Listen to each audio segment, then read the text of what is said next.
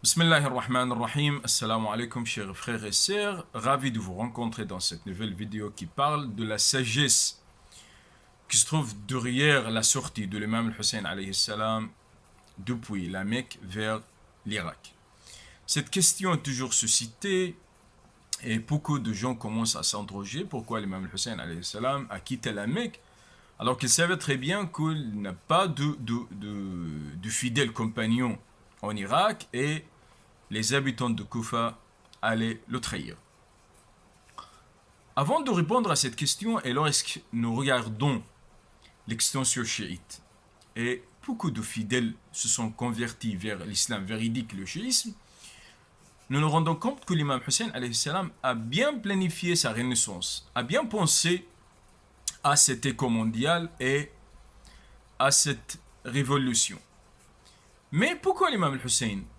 Donc, il y a deux réponses. La première réponse est que l'imam Hussein alayhi salam savait très bien qu'il y a une personne qui allait sacriléger la Kaaba. Et donc, il n'a pas voulu d'être cette personne.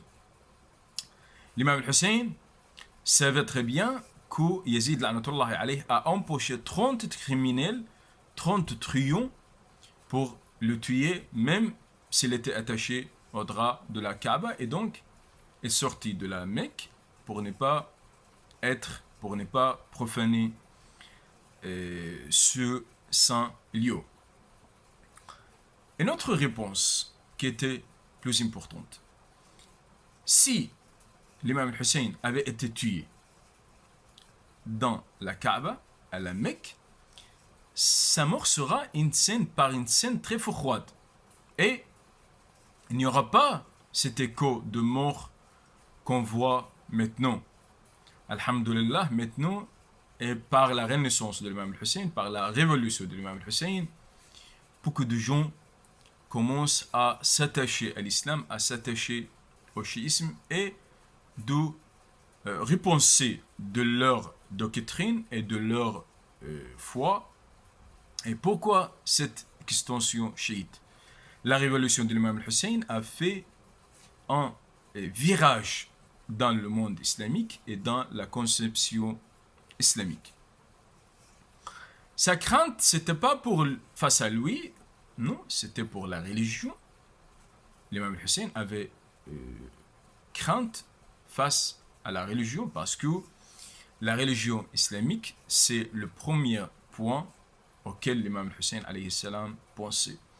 Même la terre de Karbala, Karbon wa Bala, était connue, très connue chez les juifs et les chrétiens parce que Karb signifie, dans leur langue, c'est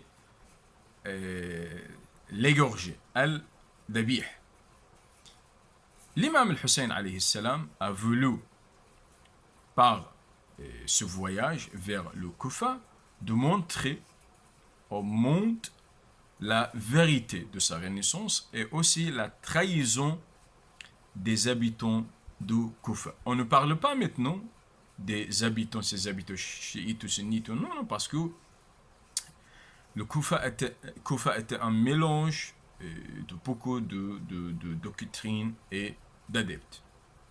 Mais l'important, c'est de penser à un écho mondial après centaines d'années après la révolution de l'imam Hussein alayhi salam. Merci.